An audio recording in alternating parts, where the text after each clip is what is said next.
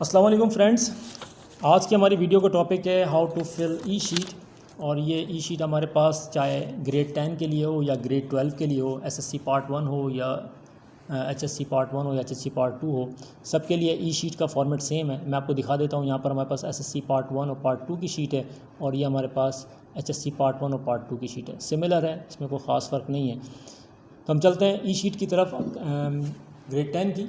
और ग्रेड 10 में हम देखेंगे कि हमारे पास इस ई शीट के दो पोर्शन हैं। एक दो पोर्शन से मुराद ये फ्रंट पेज को अगर मैं डिस्ट्रीब्यूट करूं तो मेरे पास यहाँ तक जो पोर्शन है वो मेरे पास जो पोर्शन है वो स्टूडेंट के लिए है। इससे बॉटम वाला साइड जो है वो एडमिनिस्ट्रेशन के लिए है या एग्जामिनर के लिए है या फेडरल बोर्ड के लिए है। इसमें ये वाला सेक्शन अगर मैं देखता हूँ तो मुझे नज़र आता है कि जनाब जहाँ पर मुझे यहाँ पर मुझे नज़र आता है कि मुझे अपना रोल नंबर फिल करना है। और रोल नंबर फिल करने के लिए मुझे ब्लैक या ब्लू बॉल पॉइंट या मार्कर इस्तेमाल करना है, जिसके ज़रिए मैं इन बबल्स को फिल करूं। बबल्स पे कोई क्रॉस लगाना अलाउड नहीं है, बबल के ऊपर कोई टिक लगाने का अलाउड नहीं है, बबल के गिर्द कोई सर्कल बनाना अलाउड नहीं है। सिर्फ़ और सिर्फ इस बबल को प्रॉपरली फिल करना है। मैं आपको दिखा देता हूँ एग्जाम्पल कि अगर मैं बबल को फिल करने जाता हूँ तो मैं किस तरह से फिल करूँगा।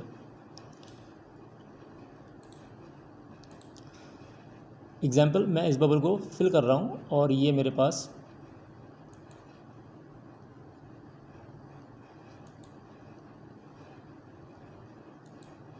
इस तरह से खाली मुझे बबल्स को प्रॉपरली फिल करना है ताकि वो इस दायरे से बाहर नहीं जाएं। स्लाइटली बाहर हो गया, लेकिन आपने बड़े एहतियात के साथ फिल करना है कि ये बाहर बबल ना जाए।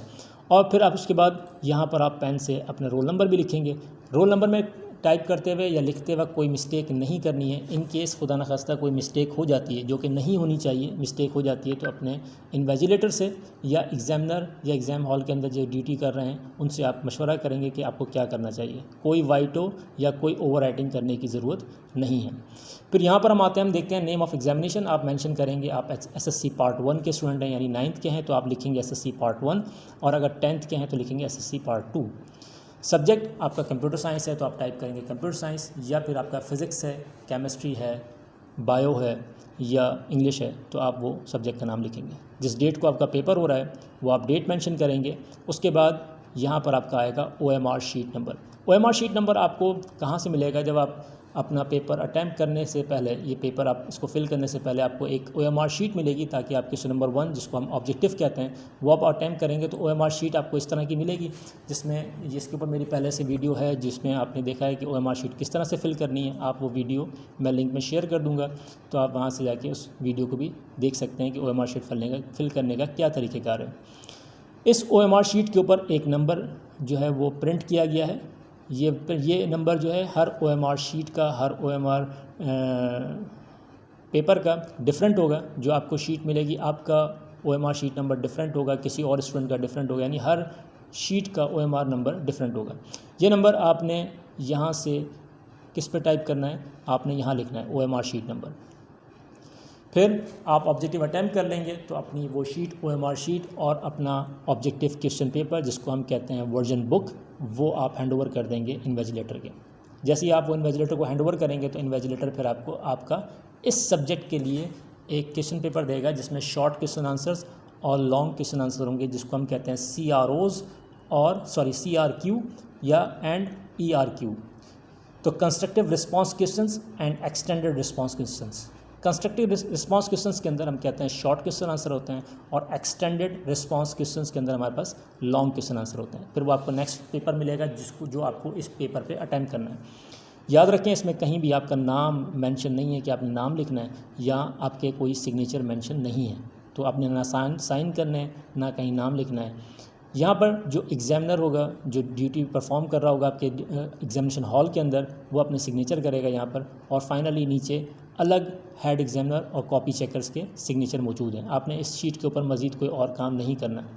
एक बात और जिसको स्ट्रिक्टली प्रोहिबिटेड किया गया है वो ये कि आपने ई शीट को किसी भी तरह से डेकोरेट नहीं करना है। कुरानिक वर्सेस कोई नहीं लिखनी है, बिस्मिल्लाहिर्रहमानिर्रहीम रब्बि ज़िदनी इल्मन इक़रा बिस्मि रब्बिकल लज़ी, इस तरह की कोई चीज़ या कोई और फूल पत्तियाँ या कोई इस तरह की डेकोरेशन इस पर नहीं करनी है। कोई मल्टीपल कलर्स इस्तेमाल नहीं करने हैं जो कि स्ट्रिक्टली प्रोहिबिटेड हैं। सिर्फ आपको अलाउ किया गया है ब्लू या ब्लैक पेन के साथ, ताकि आप उससे अपने शीट को फिल कर सकें। फिर हम चलते हैं नेक्स्ट पेज की तरफ, और इसी जो मेन कवरिंग पेज है इसके बैक साइड पर आपके पास यहाँ पर नॉट फॉर यूज़ लिखा हुआ नज़र आ रहा है, लेकिन अगर आप इसको पेपर में देखेंगे तो आपको इंस्ट्रक्शंस लिखी हुई नज़र आएंगी। वो इंस्ट्रक्शंस आपके पास मैं आपको दिखा देता हूँ कैसी होंगी।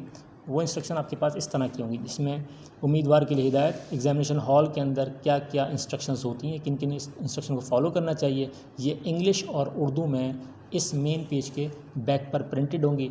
आप इसको आराम से पढ़ भी सकते हैं। सेकेंडली फिर अगर मैं बात करूं दोबारा से अपनी शीट की तरफ, तो यहाँ पर मुझे नज़र आता है अपने क्वेश्चन नंबर 2। आपको पता है CRQs जब भी मैं अटैम्प्ट करता हूँ तो उसको मैं शॉर्ट क्वेश्चन आंसर कहता हूँ, वो हमेशा लेबल्ड होता है क्वेश्चन नंबर 2 के साथ, और लॉन्ग क्वेश्चन मेरे पास भी क्वेश्चन नंबर 3, 4 एंड 5 इस तरह से लेबल्ड होता है। क्वेश्चन नंबर 2 की बात करूँ तो मेरे पास कंप्यूटर्स के अंदर ग्रेड 9 और ग्रेड 10 के अंदर 13 क्वेश्चंस होते हैं, और 13 क्वेश्चंस में से मुझे अटैम्प्ट करने होते हैं 9 क्वेश्चंस। मैं आपको खाली दिखा देता हूँ। इस क्वेश्चन नंबर 2 के 13 पार्ट्स हैं। फर्स्ट पार्ट ये है, सेकंड ये है, और मैं ज़रा तेज़ फ्लोट कर रहा हूँ उसको, और मुझे लास्ट में आगे नज़र आएगा कि क्वेश्चन नंबर 2 के 13 पार्ट्स हैं। इसके बाद ये क्वेश्चन नंबर 3 आ गया जो कि मेरा ERQs कहलाएगा, एक्सटेंडेड रिस्पॉन्स क्वेश्चंस। मैं दोबारा से अपने क्वेश्चन नंबर 2 के फर्स्ट पार्ट की तरफ जा रहा हूँ। यहाँ पर मैं आने के बाद आपको बताऊँ कि याद रखिए कि आपके पास ये कटिंग मार्जिन नज़र आ रहा है। इस कटिंग मार्जिन से ना आपने इस पेज को कट करना है, ना इस पेज के गिर्द कोई मार्जिन लगाना है, कोई भी काम नहीं करना है। ये पूरी आपकी बुकलेट जो होगी, आंसर शीट होगी, जिसको शीट कह रहे हैं, ये एक स्टेपलर के साथ कनेक्टेड होगी। आपको वो स्टेपलर पिन नहीं खोलनी है। अगर वो स्टेपलर पिन प्रॉपर्ली कनेक्टेड नहीं है तो पहले आप जो शीट आपको हैंडओवर की जाएगी तो आप चेक कर लें वो प्रॉपर्ली कनेक्टेड है या नहीं है। अगर कनेक्टेड नहीं है तो अपनी शीट चेंज करवा लें, अदरवाइज़ को प्रॉपर्ली स्टेपल करवा लें। खुद नहीं करना है, आपने एग्जामिनर से करवाना है। सेकेंडली, खुदा ना खास्ता अगर आप कोई ऐसा स्टूडेंट जो इसमें से स्टेपलर पिन खोल के और ये शीट निकाल के, फॉर एग्जांपल पेज नंबर 3 है, इसी तरह से ये पेज नंबर 4 है, उसने किसी और स्टूडेंट को हैंडओवर कर दी और उसकी शीट खुद ले ली, तो यहाँ पर एक और ट्रांसपेरेंसी फेडरल बोर्ड ने रखी है, वो ये कि हर पेज के ऊपर QR कोड लगा हुआ है। ये जो आपके पास QR कोड है ये डिजिटल कोड है, और ये आपके कॉपी का डिफरेंट होगा और किसी भी स्टूडेंट की कॉपी का डिफरेंट होगा।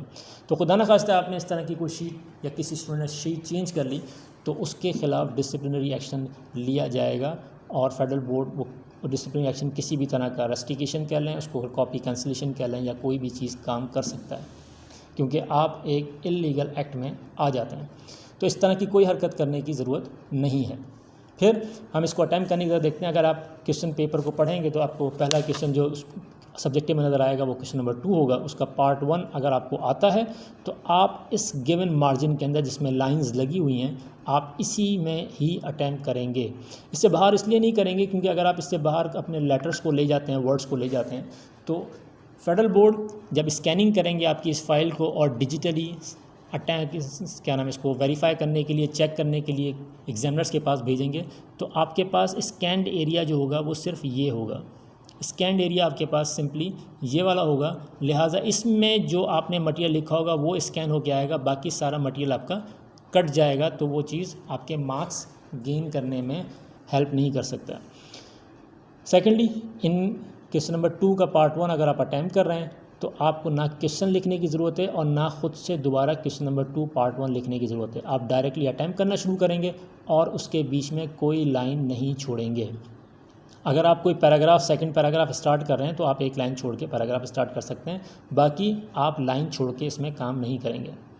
सवाल में अगर आपसे मांगा गया है कि गिव एन एग्जाम्पल, मैं एक सवाल दे रहा हूँ, right if else statement and give an example या प्रोग्राम एग्जाम्पल, तो आपने ये देखना है कि आपका सवाल इन दीज लाइंस आ जाना चाहिए।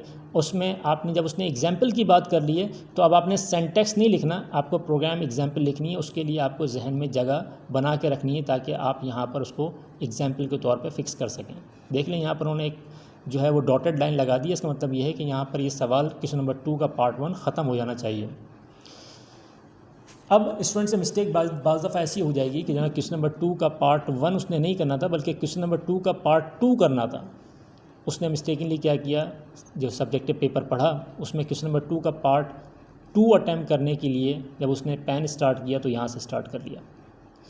अब सवाल नंबर जो पार्ट 2 था वो उसने पार्ट 1 की जगह पे अटैम्प्ट कर दिया और अटैम्प्ट करते करते उसने इस जगह को फिल कर दिया। उसको ख्याल फिर आया कि जनाब उसने जो है ये तो क्वेश्चन नंबर 2 का जो पार्ट 2 था वो पार्ट 1 पे कर दिया है। अब ये चीज़ आपके लिए वैलिड नहीं रही है, तो ये चीज़ आपको मिटानी भी नहीं पड़ेगी, आपको सिर्फ एक क्रॉस पेन लगा के डायगोनल एक लकीर लगा के इसको कैंसिल कर दें, बस एक क्रॉस लकीर लगा दें, इस पर कुछ लिखने की ज़रूरत नहीं है, खाली एक क्रॉस लकीर लगा देंगे, क्योंकि आपने क्वेश्चन नंबर 2 का पार्ट 2 पार्ट 1 की जगह पे कर दिया है, इस वजह से ये सवाल अब वैलिड नहीं रहा। तो आपने बड़ी एहतियात से काम करना है कि आपसे कोई चॉइस ज़ाया ना हो जाए, क्योंकि अब इस जगह पे आप कोई और सवाल नहीं कर सकते। क्वेश्चन नंबर 2 का पार्ट 1 अगर आपको नहीं आता था तो आप इस जगह को खाली छोड़ दें। अब आपने इसकी जगह पार्ट 2 कर दिया है, तो आप ये समझ लीजिए कि अगर आपको क्वेश्चन नंबर 2 पार्ट 1 याद आ भी गया तो आप इस जगह पे अटैम्प्ट नहीं कर सकेंगे। फिर बच्चे के जहन में ये आएगा शायद ये ई शीट उसने कम्प्लीटली फ़िल करनी है। ऐसा बिल्कुल नहीं है, ई शीट कम्प्लीटली फ़िल नहीं होगी। क्यों? क्योंकि आपको क्वेश्चन पेपर के अंदर चॉइसेस दी गई हैं। जो चॉइस आप क्वेश्चन पेपर में छोड़ेंगे वो चॉइस की जगह आप यहाँ भी छोड़ेंगे। आपको क्वेश्चन नंबर 2 में से 2 के जो 13 पार्ट्स हैं इसमें से 9 पार्ट्स करेंगे तो 4 पार्ट्स आप इसके ब्लैंक छोड़ेंगे। जब 4 पार्ट्स आप ब्लैंक छोड़ेंगे तो वो ई शीट में ब्लैंक नज़र आने चाहिए। अब एग्जाम्पल, अगर आपने कोई पार्ट ब्लैंक छोड़ा है, मैं एग्जाम्पल दे रहा हूँ, क्वेश्चन नंबर 2 का 3rd पार्ट आपने अटैम्प्ट नहीं किया, ये चॉइस में छोड़ दिया है, तो आप क्या करेंगे, एक क्रॉस डायगोनल लाइन लगा देंगे, दैट्स ऑल। ना कैंसिल, ना कुछ और, ना नॉट अटैम्प्टेड, कोई ऐसी बात नहीं लगेंगे, आप क्रॉस एक लाइन लगा देंगे। जो ब्लैंक सवाल आप छोड़ रहे हैं चॉइस के तौर पे, उस पर आप एक डायगोनल क्रॉस लाइन लगा देंगे। पेन से लगाएंगे, पेंसिल से नहीं लगाएंगे। इसके बाद आपने कहा कि जनाब मल्टीपल, मैंने पहले बताया आपको कि मल्टीपल कलर्स आप अटैम्प्ट नहीं करेंगे। फिर आपने ऐसा नहीं करना कि आपने क्वेश्चन नंबर 2 का पार्ट 1 की जगह आप पार्ट 2 लिख गए थे, आपने इसको काट दिया। जो टाइटल लगा हुआ है, जो फेडरल बोर्ड ने क्वेश्चन नंबर 2 का पार्ट 1 का टाइटल लगा के दिया, इसको काट के आप क्वेश्चन नंबर 2 का पार्ट 3 नहीं बना सकते। ऐसा करने से भी ये सवाल रॉन्ग माना जाएगा। तो इसके अंदर भी आप एडिटिंग नहीं करेंगे। देन आप जब इसके अंदर लाइंस के अंदर लिख रहे होंगे तो आपकी राइटिंग नीट एंड क्लीन होनी चाहिए और लेटर्स बड़े लिजिबल होने चाहिए। ना बहुत ज़्यादा बड़े हों, ना बहुत ज़्यादा छोटे हों, इतने छोटे भी ना हो कि नज़र ना आए, इतने बड़े भी ना हो कि आप अपना पूरा मटेरियल लिख ना सकें। तो आपको प्रॉपर अपनी हैंड राइटिंग को साफ़ सुथरा रखते हुए इस चीज़ को फिल करना है। फिर मैंने फिर आपको बताया, एक बार दोबारा से रिपीट कर रहा हूँ कि डेकोरेट किसी किस्म की चीज़ नहीं करनी है आपने। आपको अपने शीट को कहीं भी डेकोरेशन की तरफ लेके नहीं जाना है। फिर ये वाली कटिंग लाइन जो है बेसिकली आपके लिए नहीं है, ये फेडरल बोर्ड ने अपने लिए लगाई है। आप इसमें से कोई शीट नहीं निकाल सकते, कोई पेज को इसमें से कट नहीं कर सकते। ना स्टेपलर पिन खोल सकते हैं, ना स्टेपलर पिन दोबारा से लगा सकते हैं। आपको कोई भी प्रॉब्लम होती है, आपको कोई भी मसला आता है, आप अपने वहीं पर जो इन्वेजिलेटर मौजूद हैं उनसे डिस्कस करेंगे। फिर हम कहते हैं कि जनाब हमने कहा कि हमारे पास लॉन्ग क्वेश्चंस हैं जिसको हम ERQs कह रहे हैं, एक्सटेंडेड रिस्पांस क्वेश्चंस कहलाते हैं। अब एक्सटेंडेड रिस्पांस क्वेश्चन हमारे पास बिल्कुल, अगर मैं लास्ट में आ जाऊं तो मुझे वो नज़र आएंगे क्वेश्चन नंबर 4 की शक्ल में, सॉरी क्वेश्चन नंबर 3 में। अब क्वेश्चन नंबर 3 में देखें तो हमें ये लॉन्ग क्वेश्चन उन्होंने दिए हैं। पेज नंबर 1 दिया है इसके लिए, फिर पेज नंबर 2 दिया है, पेज नंबर 3 दिया है और पेज नंबर 4 भी पेज नंबर 3 दिया है। 3 पेजेस दिए हैं। अब जो सवाल आपके पास वहाँ पेपर में मौजूद है उसके मुताबिक फेडरल बोर्ड ने डिसाइड किया है कि इसका आंसर 3 पेजेस में आ जाना चाहिए। आप इसको 4 पेजेस पे लेके नहीं जाएंगे। मैं बार बार कह रहा हूँ, फिर भी आपको वहाँ कोई कन्फ्यूजन होती है तो आप कोई भी डिसीजन लेने से पहले अपने वहाँ पर इन्वेजिलेटर से, एग्जामिनर से इमीडिएटली डिस्कस करेंगे ताकि आप पेपर में किसी भी किस्म की कोई मिस्टेक ना करें।